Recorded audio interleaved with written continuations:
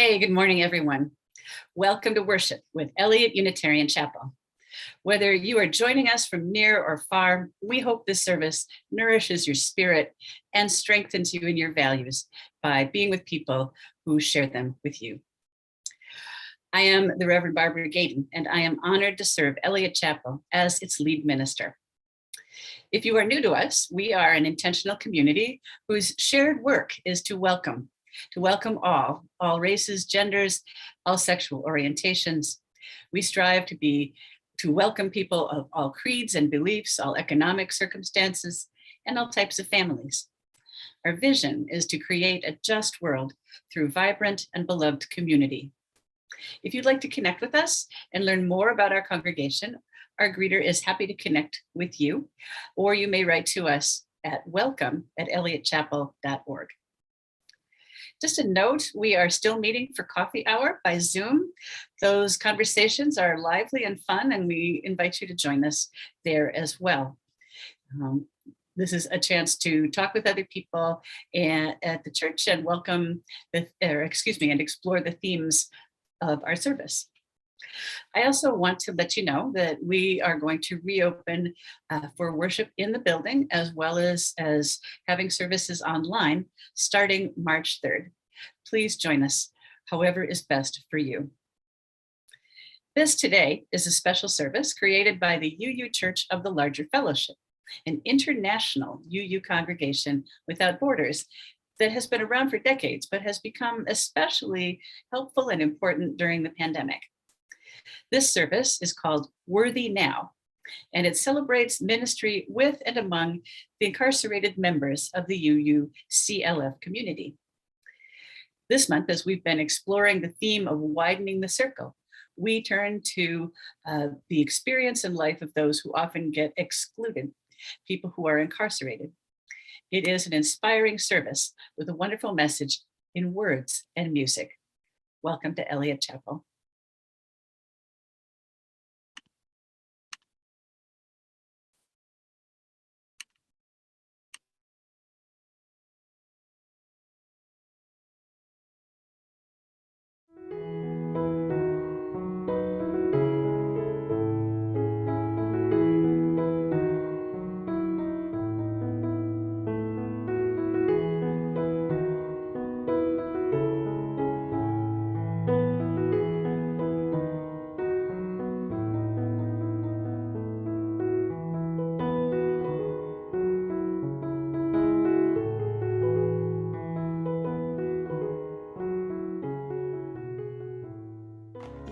We are the Church of the Larger Fellowship, a Unitarian Universalist congregation with no geographical boundary, working toward creating a global spiritual community, rooted in profound love, which cultivates wonder, imagination, and the courage to act. Adapting to the COVID-19 pandemic has been difficult for many bricks and mortar congregations. Early on in the pandemic, we were in a unique position to assist many congregations with the transition. We hosted special episodes of The View, provided advice and counseling to religious professionals, and trained congregations for live streaming worship, all while providing robust online programming for our members. From worship to covenant groups, from classes to pastoral care, and from our monthly magazine to our letter writing ministry, we have found ways to build connection and community even through the screen. We have been a model for ministry on the margins, providing services for isolated Unitarian Universalists, becoming a spiritual lifeline for our members in prison, and investing in innovative ministry. We know better than anyone how deep and meaningful connections can be formed even from a distance. Unitarian Universalists have faced many challenges in these times, and we continue to persevere and to fight for justice and equity for all people, especially during moments of crisis. We are proud to be a leader in this faith movement, and we invite you to get involved in our ministry. We strive to be a place where anyone from anywhere can find spiritual refuge anytime they need it. Welcome to the Unitarian Universalist Church of the Larger Fellowship.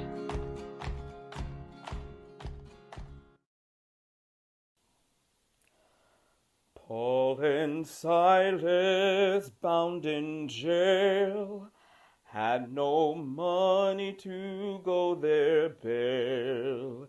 Keep your eyes on that prize. Hold on. Paul and Silas thought they were lost. The dungeon shook and the chains came off. Keep your eyes on that prize. Hold on. Hold on. Hold on. Hold on. Keep your eyes on that prize. Hold on. Hold on.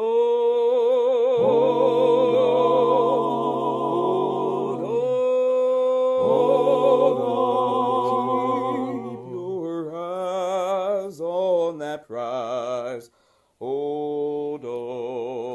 Hold on. The only chain that a man can stand is that chain, oh, hand in hand.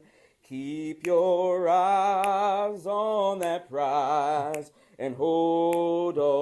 Hold on. You know, the one thing we did right was the day we started to fight. Keep your eyes on that prize and hold on. Hold on. Hold on. Hold on. Hold on. Hold on. Keep your eyes on that prize and hold on. Hold on. Hold on. Hold on. Hold on. Keep your eyes on that prize and hold on.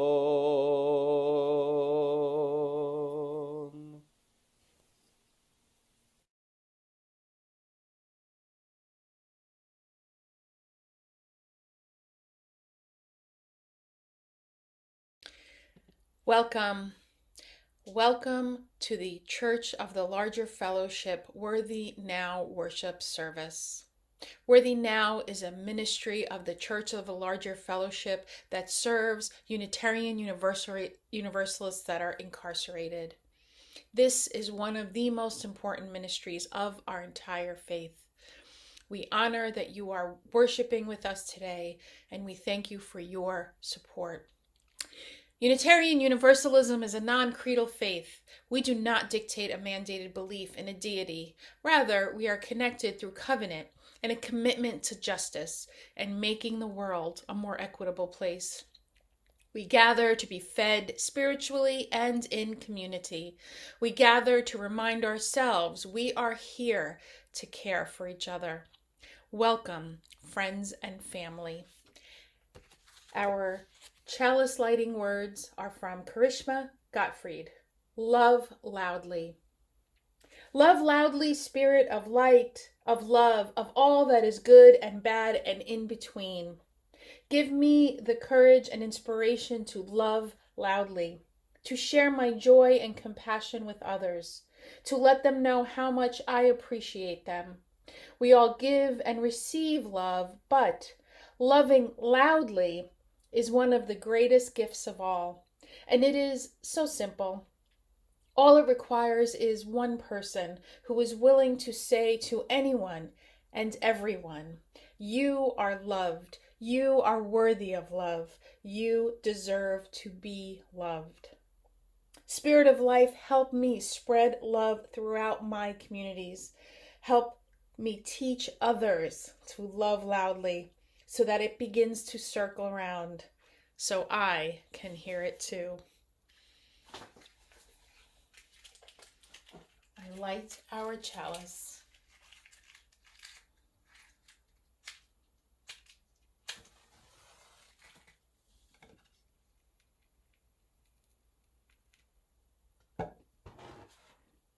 Blessed be.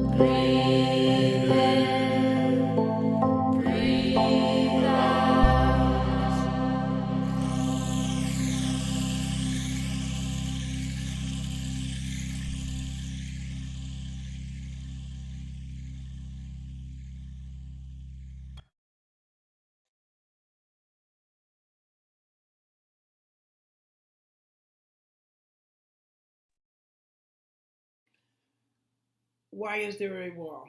It's apparent reflection from UU World edition, spring edition 2021, and it was written by me. In the book, picture book, Myra and the Big Story, two villagers sat on either side of a river, so close that they could see and occasionally hear each other. In their isolation, each crafted stories about the other that may or may not have been true. And yet, both people had come from the same place, made of the same stuff. A wise elder from one of the villages said that there will never be peace in their valley until the people in both villages find a story big enough for them all. In this book, Myra, a child who in naive curiosity crosses the river, and she makes a friend. If Myra were to look over the walls into prisons today, she might ask, is this a separate village? Why is there a wall? Why are there mostly black and brown people in the wall? She would be troubled to realize mothers were behind that wall, separated from their children. Why is this when we're all made of the same stuff? The fear of the other has fed institutional bias and contributed to a burgeoning prison industrial complex, a system that exists only to separate and to punish, a system so abusive that it should not be continued and it should not be tolerated. When people or society feel harm, the instinct seems to be isolate, separate, and punish. This permeates all of our relationships, and we teach it to our children from a very young age. I am a mother who has reflected a lot about what it takes to raise a child. I grew up with lessons from Dr. Spock and spare the rod and spoil the child. And then when I attended college, I learned something called proportional response. I still have no idea what that is. but it is clearly part of a culture of punishment manifested in our current prison system. Is incarceration the best society can manage when someone's mere presence makes another one feel harm, even when that first someone has not done nothing? Part of the way I deal with these questions is to rely on my faith. The UU's first principle is the inherent worth and dignity of each person. The seventh principle teaches respect for our interdependent web. We are all worthy, and we are one village. How can we, as people of faith, accept a world that harshly sends people to prison? We need a new message, a message that is not focused on separating, isolating, and punishing, one which is focused on healing and forgiving. May it be so. Blessed be.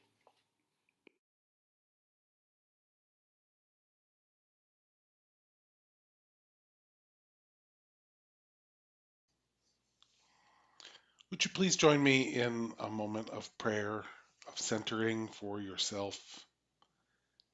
Spirit of life and love, God of many names and beyond all naming, we gather today in deep gratitude for all of the blessings of our lives, for the joys that lift us up, for births and for laughter, and for the ability to be together in community. And as we feel that gratitude in our lives, we ask that your presence be with those who are experiencing hardship and sorrow, those in our midst who are here despite great pain and grief and sickness, those that we love and that we know we are connected to, and those all across our world who we have never met, but we know are experiencing loss and hardship and grief and sadness and injustice. Today, may your strength especially be with those Unitarian Universalists to whom we are so deeply connected, who right now are behind the walls of prisons all over the world. May they know that they are connected to us. May they feel our love radiating out from us to them. In your many holy names we pray. Amen.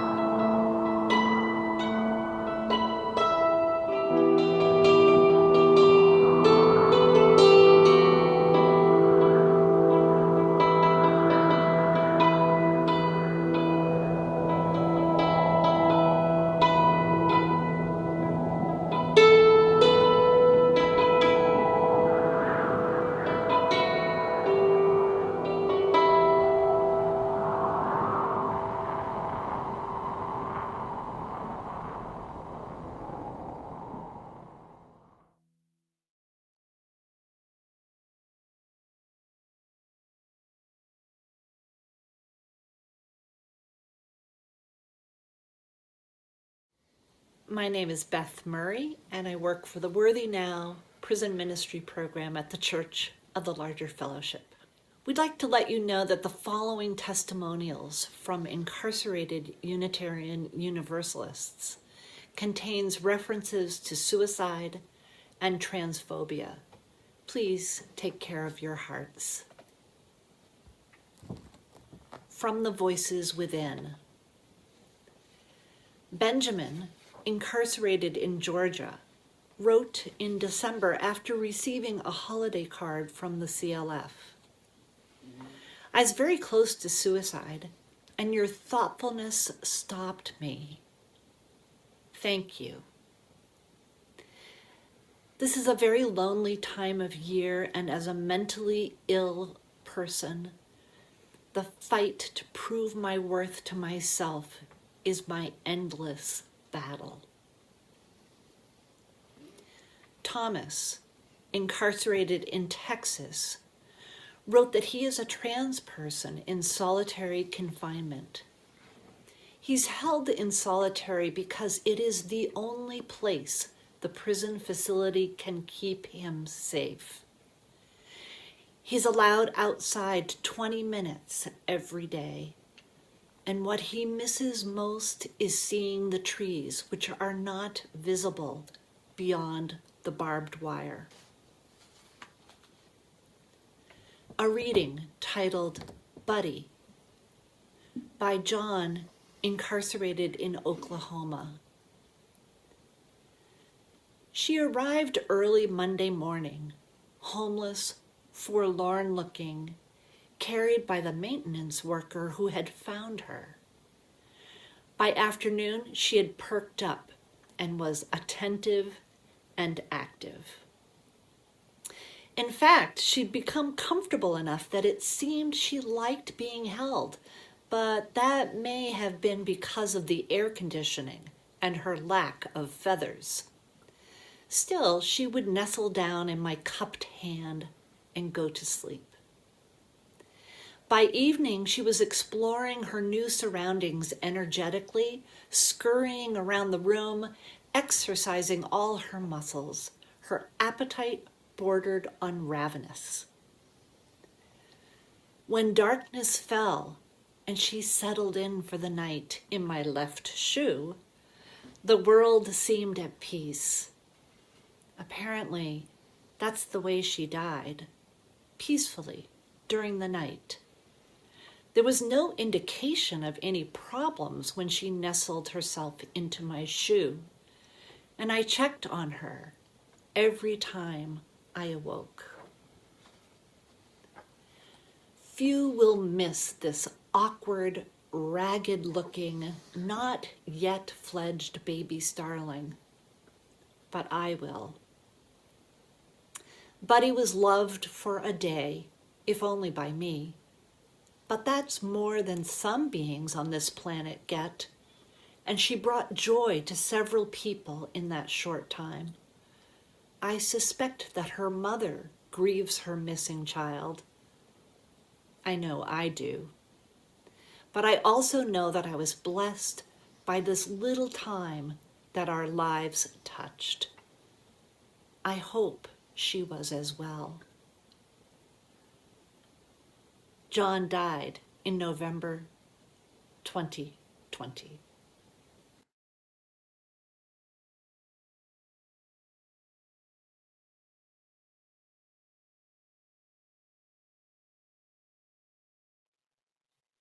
When Michael, Aisha, and I were in discernment about coming to the CLF, about joining as the new lead ministry team, we talked about the different areas and aspects of the Church of the Larger Fellowship. We talked about all the great things that the Church of the Larger Fellowship does. We just talked about everything, and we dreamed about what it could be, what it is, and we talked about the areas in which we had a special calling to ministry. And I talked about the Worthy Now prison ministry and my calling in particular to that ministry. I come from a community that knows very firsthand what the prison industrial complex means. We know what it means to not know where somebody is because they're in transit. We know what it means to not see a relative just because they haven't gotten a notice that they needed. We know what it means to have people denied medical care because their commissary account is overdrawn. We know what it means to have people caged and locked away. So I felt this special calling to the Worthy Now prison ministry, and I loved that it was called Worthy Now. I love so much that we center our CLF prison ministry around the idea that everyone is worthy now, not later, not in 2 years, not in 5 years, but now we are all worthy of love. It doesn't mean that each of us has to love every single person. We may not be at that place where we can love that individual, but we know that that individual is worthy of love. They're worthy of the Spirit's love. They're worthy of God's love. They're worthy of the universe's love.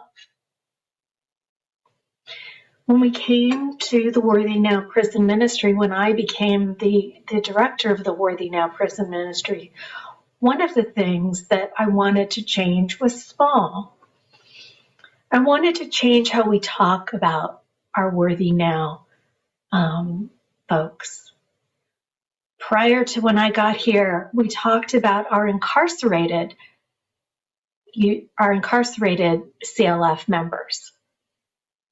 And while it's important to make a distinction between our incarcerated CLF members and our free world CLF members, it was interesting to me that we didn't talk about ourselves as Unitarian Universalists first and foremost. Yes, we are members of this beautiful church of the larger fellowship, but first and foremost, we are Unitarian Universalists. So I asked that we change the way we talk about ourselves and we start talking about ourselves as incarcerated Unitarian Universalists, because I think it's so important for us to understand that though by the grace of God, that person who is incarcerated would be in the pews with us in our bricks and mortar congregations. They would be with us here on Zoom. They would be with us on Facebook. They would be with us in all the different ways that we experience Unitarian Universalism, except they are caged by the state. In pastoral care, in religious education, in governance, we are breaking open what it means to be an incarcerated Unitarian Universalist. In the future, in Worthy Now prison ministry, we are going to be engaging our incarcerated Unitarian Universalists and our free world UUs in what it means to examine the eighth principle. We, the member congregations of the Unitarian Universalist Association, covenant to affirm and promote journeying towards spiritual wholeness by working to build a diverse, multicultural, beloved community by our actions that accountably dismantle racism and other oppressions in ourselves and our institutions. That is the eighth principle, and we will be talking about it both in ways that talk about Unitarian Universalism, but also our accountability to each other in our CLF community. As our community begins to explore this accountability with the recommendations from Widening the Circle and the eighth principles, I'm going to ask yourselves, when is our more convenient season? When have we put off for tomorrow that which must be done today? What I will also encourage you to do, what we will encourage you to do and work with you to do, is to personally examine those moments when it feels helpless or confusing. When this work that asks us to be doing it now feels like maybe there would be a better time later on. Those moments of discomfort tell us something about ourselves if we only allow our bodies and our minds to pause and examine that discomfort. Because to sit in discomfort and suppress our own immediate needs in pursuit of learning something about another's is part of our highest calling. It is part of the calling that we hear from our incarcerated UUs. And it is part of our theology of liberation. My colleague, the Reverend Teresa Inés Soto, says that you are here to put out the ravenous flames of the world. Enough is enough. In their words, I hear that liberation is everyone else's responsibility and it is our sacred responsibility. And in the Worthy Now prison ministry, I hear that our most convenient season is now. Right now. No other, but now. We can try to avoid the discomfort of that, or we can face it head on, knowing that if we do it with each other, if we do it in community, in this time, and in solidarity with communities whose lived experiences are the keys to dismantling racism and oppression, we can find that liberation. We can find each other's worthiness, and we can find it now.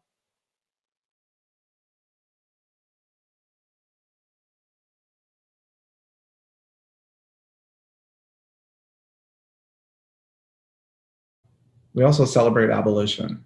It's the grandmother of U.S. resistance movements. Black and white abolitionists perfected the speaking tour, the rally, the boycott, and cultivated leadership for later struggles such as the suffrage and labor rights. They also created the clandestine underground movement called the Underground Railroad, which has been noted by some historians as one of history's most intricate networks of conspiracy. The railroad, a widely cast network of aid stations, for the specific purpose of helping enslaved people escape, helped to free between 40,000 and 100,000 people. Many conductors were Black, such as Jane Lewis, a Black woman of New Lebanon, Ohio, who was known for her heroism in regularly rowing escaping enslaved folks across the Ohio River. I imagine the cold mist on the river as she rowed, steering her precious cargo through the moonlit waters. Such courage, duty, and love. For some, Unitarians or Universalists, slavery was incompatible with their belief system. An excerpt from a protest against slavery by 173 Unitarian ministers published in 1845 stated, "By our political, commercial, and social relations with the South, by the long silence of Northern Christians and churches, we have given the slaveholders reasons to believe that it is only the accident of our position which prevents us from engaging in this system as fully as themselves. Our silence, therefore, is upholding slavery. Our silence, therefore, is upholding slavery. And we must speak against it in order not to speak in its support. We contend for mental freedom. Shall we not denounce the system which fetters both mind and body?" So how does this relate to our moment? As the principle of Sankofa tells us, history is now, right? We are a part of it, and we must use what we've learned from it to move forward in optimal well-being. First, we may draw courage and inspiration from these examples and witness the parallel to our times. Our struggle for abolition continues. The American criminal justice system holds about 2.3 million people in over 1,800 state prisons, 110 federal prisons, about 1,700 juvenile correctional facilities, 3,100 local jails, 218 immigration detention facilities, and 80 jails held in native country, as well as in military prisons, civil commitment centers, state psychiatric hospitals, and prisons in the US territories. And the inequities are extreme. Despite making up close to 5% of the global population, the US is nearly 25% of the world's prison population. And the rate of incarceration is much higher for Black, Indigenous, and people of color than for white people, despite comparable rates of offense. Also, together with the federal government, over 4,100 corporations profit from mass incarceration in the United States. Because as one of our local leaders here in Akron says, Demario Cooper, reminds us that the US is addicted to free labor. And the reality is that the mass incarceration system we have in this country is an extension of the slave labor system of the antebellum era. Prisoners producing everything from park benches to toilet paper, to microchips, to ghoulishly, even police and prison guard uniforms. As we navigate the ways to combat this system, we remember our ancestors like Jane Lewis, rowing over the river, rowing through the anxiety, rowing through the worry, rowing through the struggle, and rowing toward a brave space. We can draw inspiration from the ways that UU history speaks to us through this moment. The struggling for more equity is part of our tradition. We have been part of a progressive movement for longer than the lifespan of this country and have consistently been on the forefront of social change and innovation. In my own church here in Akron, Ohio, the ancestors of my congregation hosted the second Women's Rights Convention. They're at the Universalist Old Stone Church. Former slave Sojourner Truth electrified the gathering with her innate I Am Woman speech. I wonder sometimes, what was the board meeting like before that convention was convened? What were the worried comments? What were the concerns of the congregation? Was there a vote held? Was there a sigh of satisfied relief when the motion was passed? That's a history that we in Akron are still working through. And yet, that question, it remains in all of our congregations. And I think it's important for us to remember that, again, abolition is the grandmother of our movement. Abolition is the goal. The US is a settler colonial corporation designed to extract labor, land, and resources from Black, Indigenous, and people of color, but abolition is the central and most direct way to counter that. I believe that this moment represents a renewed focus on racial and social justice and human rights. And I also sometimes see a kind of compartmentalizing of causes, especially in mainstream liberal and progressive white-dominated spaces and institutions. People feel like, well, I'm doing something because on Sunday I go to my food justice ministry, Tuesday is the Black Lives Matter rally, Wednesday night is yoga, and Friday I'm making phone calls to elect a straight white male Democratic candidate who rails against defund the police. We need better. And we need to understand that when we are talking about Free Palestine and Black Lives Matter, we're talking about ending a whole system, not just the ones that make us comfortable. And here in the US, the slave system is still in power. Our children are calling us to an equitable future, like our hymn, The Fire of Commitment, from the dreams of youthful vision, one not imagined by slavery, and yet imagined by what our world can be when we all live with the idea that we have worth, we have dignity, and that our values and our actions must reflect the values and actions of all of us, not just one culture. We have a duty to provide our children and our future the tools to accomplish this. And I believe that together we can. Thank you.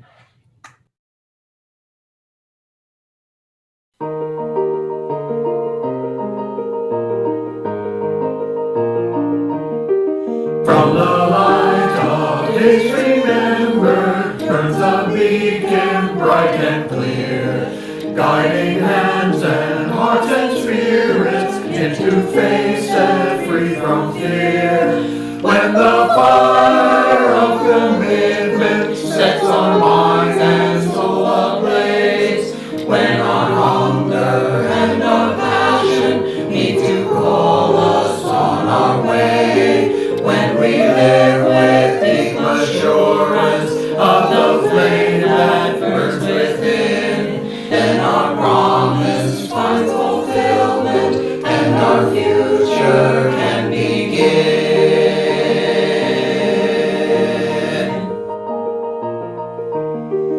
From the stories of our living rings a song both brave and free, calling pilgrims still to witness to the life of liberty. When the fire of commitment sets our mind and soul ablaze, when our hunger and our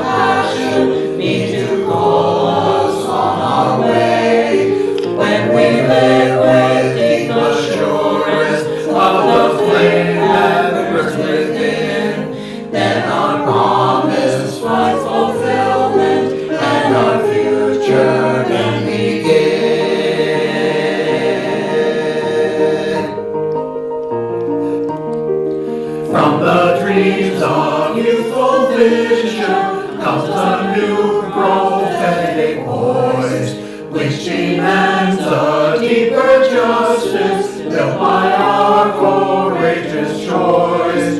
When the fire of commitment sets our mind and soul ablaze, when our hunger and our passion need to call us on our way, when we live with deep assurance of the flame that burns within, then our promise finds fulfillment and our future can begin.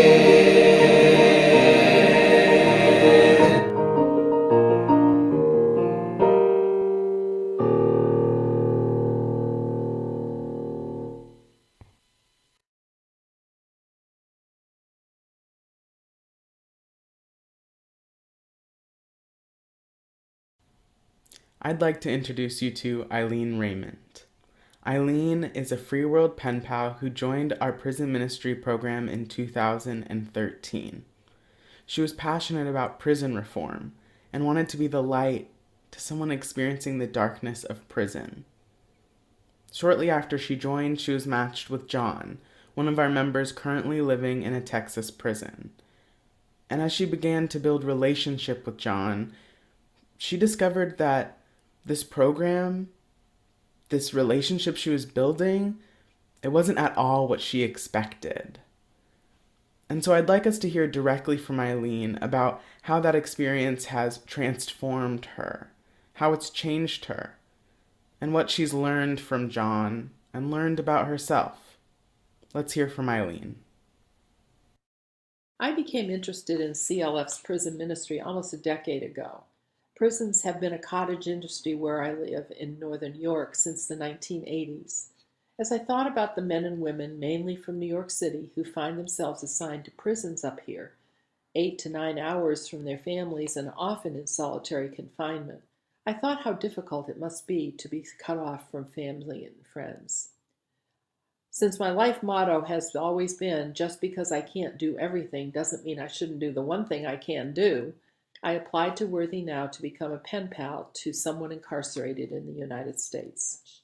I was paired with John, a young black man incarcerated in Texas. When I tell friends that I have a pen pal in a Texas prison, they seem surprised and curious. Why? What do you write about?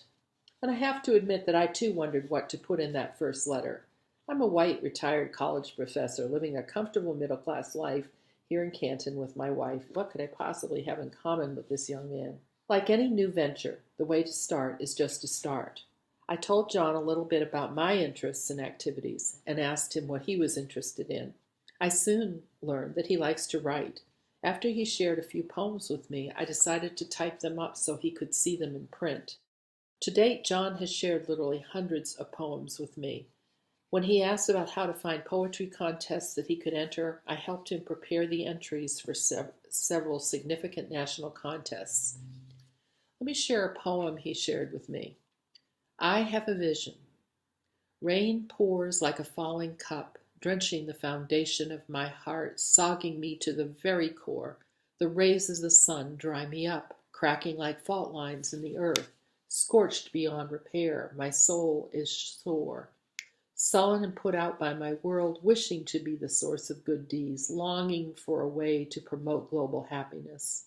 Equal rights for humankind, race or creed, boy or girl, peaceful nations and unions for our seeds, letting our actions, not religions, display righteousness, living with differences by understanding, judging none, learning to love and accept all, bonding together for the common goal.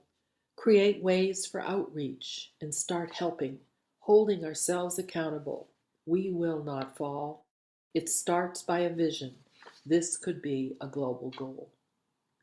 One thing I have learned is that my idea that I would be helping my pen pal was way too limiting. 5 years ago, my son was tragically killed. When I finally wrote John about why I had not written recently, he responded, I'm very hurt to hear about Warren. I truly understand life isn't meant to be this way. Children should bury parents in old age, not a parent burying their child. Eileen, I'm very sorry. I know the anger that comes with death and all the what ifs, as you spoke of. I'm confident you will not turn over to the dark side. But even you will be weak at times, and that's okay. As human beings, we are entitled to own our emotions. I won't tell you it'll be okay, and you'll move on, because you won't and aren't supposed to. Never let Warren go. He belongs to your heart. You can learn to embrace him, even through death. My journey with Worthy Now has expanded my awareness of our interdependence more than I can ever expected. I set out to bring light to a fellow human being, and I ended up learning what true friends do for each other. As I minister to John, he ministers to me. Worthy Now makes all this possible by supporting free world participants like me, but even more importantly, by facilitating the growth of our more 1,000 members serving time in our country's prison system. That's why I support Worthy Now, and I invite you to join us in this ministry in whatever way you can.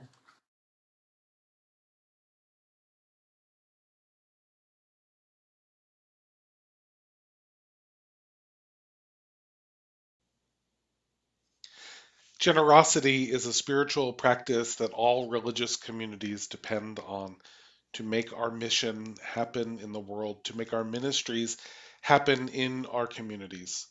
We encourage your generosity to your home congregation and invite your generosity as well to the Church of the Larger Fellowship.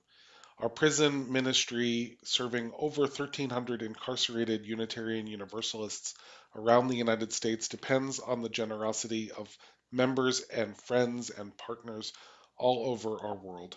And we thank you in advance for considering it. Thank you.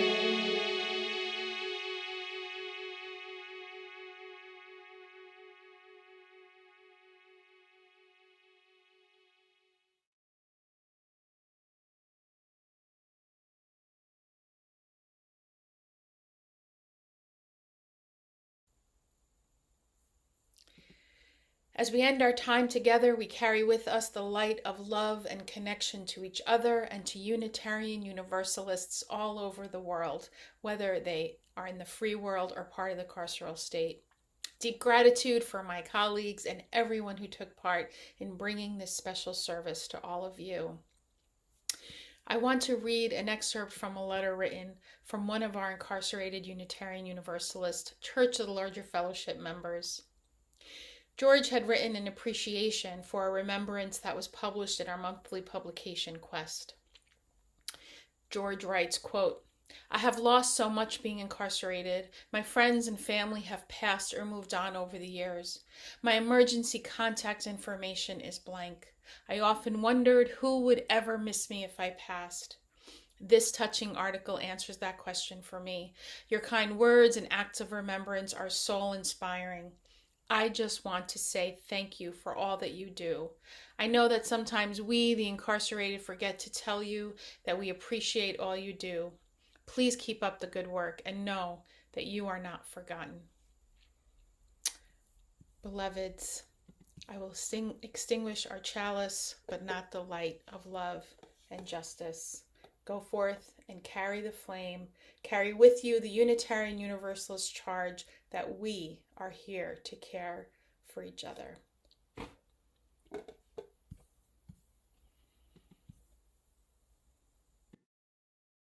2, 3.